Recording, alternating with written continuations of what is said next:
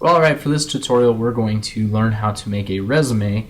We're going to do it a little different. We're going to use an iPad to actually make the resume. iPads have become extremely popular and a lot of people have them, and a lot of people have been choosing those over computers, and they are just as powerful. They're not just all about consuming. You can actually create with an iPad as well. So we're going to use the iPad today to build a resume, and we're going to use a program called Pages to do that. Pages is basically a word processor that was built for the iOS, and it's also available for your Mac OS as well. And it's pretty powerful. It might not be as robust as, say, Microsoft Word, but I think you'll find that you can do quite a few things in there. So I've gone ahead and opened Pages up here, and we're going to go ahead and click Create New Document. Now, just like maybe you would with an Office product, you might have some templates.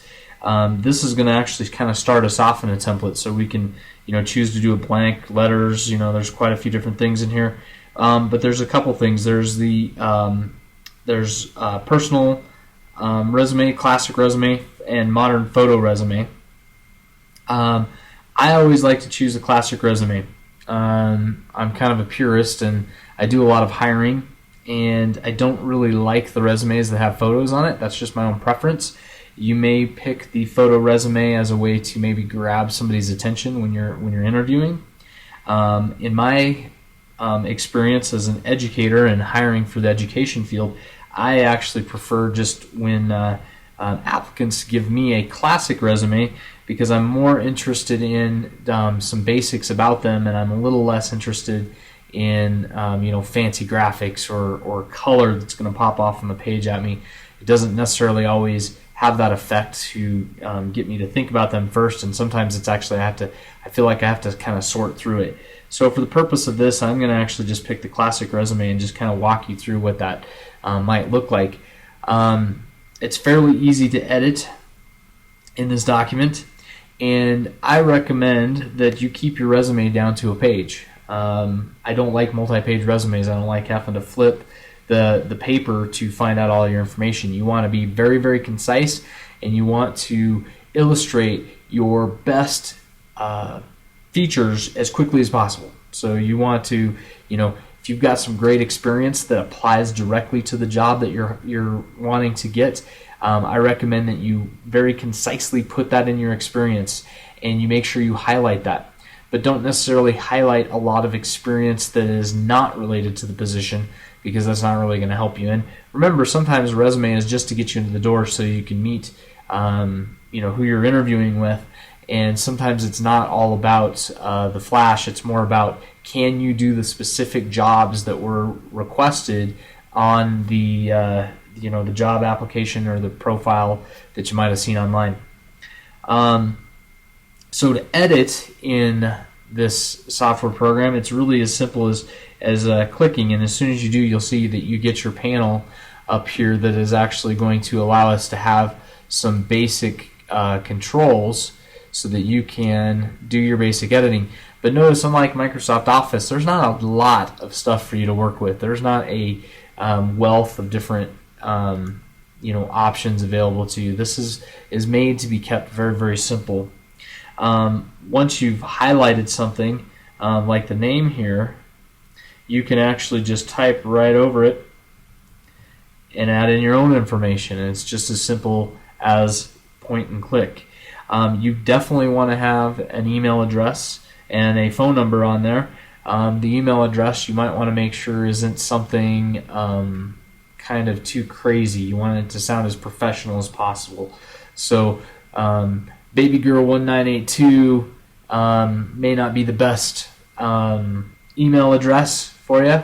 You may want to pick something more like, professional@something.com, or pick some sort of an email address that's going to relate directly to you. And there's a lot of great free emails out there, so you can find something that would fit into that. When you're creating a profile, under this profile section, you're really just highlighting a little bit about yourself. And I recommend that this is kept to a single sentence, even though in the demonstration here it has got 2 sentences of kind of garbled text. You want to make this clear and concise and more specific about why you're applying for the job. So it's almost like writing a mission statement for yourself, where you will basically say, I am this person and I am good for these following reasons. And it really kind of sets up the rest of the resume by giving the reader an idea of who you are, but very, very quickly and very, very concisely. Maybe it could be related to a goal or a dream. It could be an objective, although objectives are kind of outdated on resumes a little bit. But it could be something that really gets to the core of what you're applying for. Experience. It's important for your job experience to be listed and complete. So don't skimp out by just putting a simple job title and a simple company name. You want to make sure that you have the city, the state, maybe the address, contact information. You also want to check these dates, and you want to be very careful. You don't want a lot of gaps in your job history. They're going to question those gaps. So you want to organize your resume in such a way where you're going to have the dates filled out appropriately and concisely. You're almost better off putting your most recent experience on there, and if there was a gap in employment history, just kind of leaving that off and kind of just sticking with less experience than putting a lot of different experiences with huge gaps in your employment, just because it could bring up questions, unless you have a good explanation for those. Education. This is also important. Any education, any experience or training or skills that you have need to be listed, but again, very, very concise. It is okay for you to put that you're in the middle of a degree program or that you're in the middle of completing your high school diploma. Those are perfectly good things. You would just put the name of the institution that you're going to, and you would put, instead of where it says degree year, you would put in progress, and then you would put the estimated date that you would complete that degree. Always make sure that you've done a good job in illustrating the skills and the desires that you have for your education. I've even seen it put on a couple resumes where they said, I plan on attending a particular university in the fall, and that gives you a good idea of what their goals are as a person. Under skills all need to be related to the job. So maybe you're a fantastic wakeboarder, but wakeboarding is not a skill that you're applying for at a specific job. So don't post a bunch of skills that are not related to the job. So you want to post things like, I know how to use an iPad, I know how to use computers and technology, and I can work well with people, and all of those types of things would be great skills to put on there. But leave off the hobby type skills, because those skills don't really necessarily apply to your job unless you're a hobbyist photographer and the job is for photography. Then obviously that is a skill that's directly related to your job and also your hobby as well. Formatting. Always make sure that you're at no larger than 12-point font, and probably no smaller than 10-point font.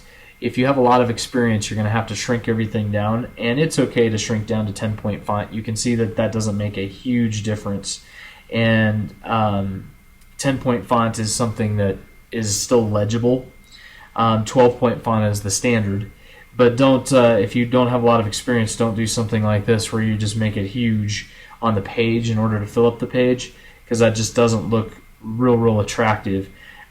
You should be able to fill a page of text up pretty easy by just having a few minor experience positions posted along with the other information that's listed on here.